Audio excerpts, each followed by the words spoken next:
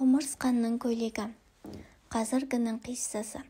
Бірде ауылдан қалаға келген бір кейуана қатарынан самсаған дүниелік заттарды қария көзімен барлап шығып, мына құмырсқаша құжынаған базарда құмырсқаның көйлегі ғана жоқ екен. Одан басқаның бәрі бар дегені бар. Расында, Құдайға сансыз шүкірлер, басымызда тоқшылық дәурен. Нені қалайсың, не кием, қандай тағам жейін демейсің. Таңдауға қарай түр-түрімен жанға керектінің бәрі бар. Дегенмен, өмірін кездемемен өлшеп адамды топшылай алмаймыз. Солай болғанымен, осынша қаптаған дүниелер ортасында адамдардың қабақтары қатулы, жүздері жабырқаулы.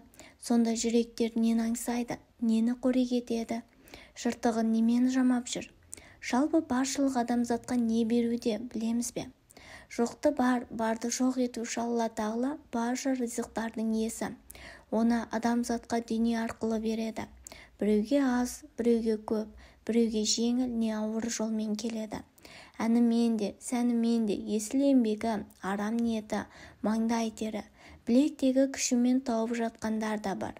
Сайып келгенде адам дүниені тілімен, незілімен табады. Алайда көзге шоқтай басылатын бір ғана жайт халықтың рухани деңгейі. Қазір кімді болмасын, нені болмасын, іздеген дүниеңді әлеуметтік желіден табасын. Тек оның пайдасынан зияны көбірек. Бір қызығы, қолдары сәл қалт етсе, кез келген отбасы бүкіл тайлы тұяғымен ұялы телефонға шоқшиып алтын уақытын сарп етеді. Тіпті бірін-бірі аңдыған мысық пен тышқанның алаңындай. Туыс-туған, көрші-қолаң, жекжат, жырағат, абысын-ажын, қайын-балдыз, таныс-біліс, сыныптас-топтас, құрбы-құрдас, басшы-жұмысшы, әнші-күйші, биші-жыршы, сыншы-мінші, тағысын тағылардың 24 сағаттық ғұмыры зерттелетін жер. Өзінше сараптама беретін жаппай талдау орталығы. Ең сорақысы жырқыл мен тыңқылдың, ғайбат пен күнәнің отаны. Ал ондағы пікірлер ақ ит пен көк иттің майданы. Тіптен қынжылтатыны өмірлік бақыттың отбасынан емес, сол ғаламтордан іздейді. Отбасыда бір-бірімен шүйкелесіп сөйлесу, құпия сырласу, әңгіме сұхбаттасу жоқтың қасы болды. Ата-бабаларымыз өз әулетіне аса мән беріп, жыр айтысып, келешекті болжап, өткенін түгендеп, барын бүтіндеп үшін бір-бірінің жүзін көруге, қабағын тануға дөңгелене малдас құрушы еді. Ал бүгінгі біздер жеке-жеке әрқайсысы өз беттерінше отырады, құпияда. Сол құпия қапияда қалдыруды қазақтың ұлы Төле би 3 ақылды өсиет етті. Соның бірі тапқан дүниеңмен мақтанбау. Бұл өз дәуіріндегі бір батырдың алтын пышағын жұртқа мақтана көрсеткенде айтқаны. Десек те, бүгінде бәрінің қолы майлы емес. Әрине, бай қуатты болу немесе жұрттан озу міндет емес. Бірақ арамызда күні бүгінге де мына заманауи өркениетті көрмеген жандар баршылық. Қымбат көйлек демейін, бұл шүберектің түсін көрмей, оның иісін сезбей-ақ, таза ауа мен жазира даланың алақанында қанмен қаперсіз түтінінен түтетіп отырған отбасылар бар. Ал олардың рухани тазалықтағы келелі өсімтал ұрпағының көкейінде не бар, кім біледі. Қазір ән-сәнімен дүние табушылардың қай-қайсысы болсын, мінген көлігін, сыйға тартқан гүлін, сатып алған шүберегін елдің алдына шығарып, менің тапқан дүнием, жеткен шыңың осы деп, әлеуметтік желіні ұршықша иіріп отыр. Біреудің жиған дүниесіне жамандық тілеуден сақтасын. Алайда, бұл істерін кімдер көруде? Ол басқаларға үлгі ме, әлде күлкі ме? Ол біреуге қуаныш па, әлде қайғы ма? Бұдан кімнің көңілі тасыды, кімнің жүрегі жазыды? Осы жағын неге ойламайды? Мұндайды тұрмысы төмен отбасылар да істегісі келеді. Оларға Алла Тағала бермеді. Мүмкін сынағы болар, мүмкіндігі жоқ шығар. Біле білсеңіздер, бұдан жүректерге пәстік ұялауда, қызғаныш пен көремаушылық туындап тағдырлар толқуда. Менің де ән айтқым келеді. Менің де қызым қымбат көйлек кисе екен.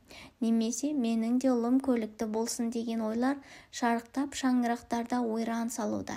Яғни әйелі күйеуінің, күйеуі болса әйелінің кемістіктерін бірінің бетіне бірі басып, Алла алдындағы құнсыз қалып кететін қадірсіз дүниеге еліктеуден өз берекеттерін өздері алып, отбасының шырқын бұзып жамандыққа бет алуда. Мүмкін кінәрат әр адамның өзінде шығар. Дегенмен таяқтың екі ұшы бар емес пе? Осындай жағдайларға себепкер болу кімге жақсы? Бәлен мыңға шаш таратып, бет-жүзді әсемдету мәңгіліктің сұлулығына жаппайды. Кезінде айнаға қарап өзінің сән-салтанатына масаттанып, мақтанып отырған әйгілі Харун Рашидке перденің артында жасырған қызметшісі, сіздің осы сұлулығыңыз мәңгілікке сақталса ғой дегені бар.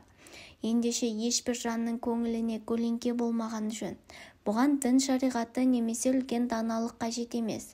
Жүректегі уыздай иман, Құдай берген сәл сана болса жеткілікті. Осы тұрғыдағы паш етілген мақтан істер Құдай дүние бергенімен ақылдан кемдеу еткенді көрсетеді. Сонша жеңіл жолмен келген дүние сонша жеңілдікпен тарап, не тұқымына, не өзіне пайда бермейтіні өмір тарихтан айқын. Дүниесін мақтан ету, онымен елдің алдында даралану, мейірсіздік, қадірсіздік, мәдениетсіздік, халқымыздың жаман жегенін айтады дегендей, Иман Ғазали Расулулла адам ішкен жегенмен мақтанса, ол адамның құны сол тағамнан шығатын нәрсеге тең дегені бар. Мүмкін осындай еліктеу, адами қасиеттің жоғалуы, шынайы жүректердің қараюы, түкке дарымай қадірсіз болуы, басына қайғы қасірет алып келуі, құнсыз дүниенің шарықтап кетуі қиямет белгілерінен болар. Десек те мақтану жаман қылық, өйткені қазіргі заманда адамды елдің алдына шығаратын бір ауыз әнмен бір беттегі сән болып қалды. Себебі тұқымнан тұқымға емес, көше кезген адамның таққа шығуы, елдің көзі үшін жымия суретке түсу, бай-байға, су-сайға дегендей, табиғаттың бұзылып көрінген жерден су шығып, көрінген жерді ну басып, кешегі жаяу адамның бүгінге сәлем бермей қалуы қиямет белгілерінен деп түсіндіріледі. Дінтанушы ретінде мектептердегі жиі барып, ұжым қызметкерлері, оқушылармен кездесіп тұрамын. Бір кездесуде бұл мектептің ішінде бір әулие бар дегенімде, баршасы оның кім екендігін ойланып, әркім өзін топшылап ақырындап таппады. Ол дара қасиетті адам, оны ешкім елемейді, еңбегін бағаламайды. Оған басшылар ұрсып, оқушылар менсінбей қарайды. Киімі қарапайым, жүзі игі, қабағында кірбің, жұмысы адал абзал жан. Оның әлеуметтік желісі жоқ, балаларында батырмалары ең арзан ұялы телефон. Ол кім десеңіздер, еден жуушы апайлар, аналар.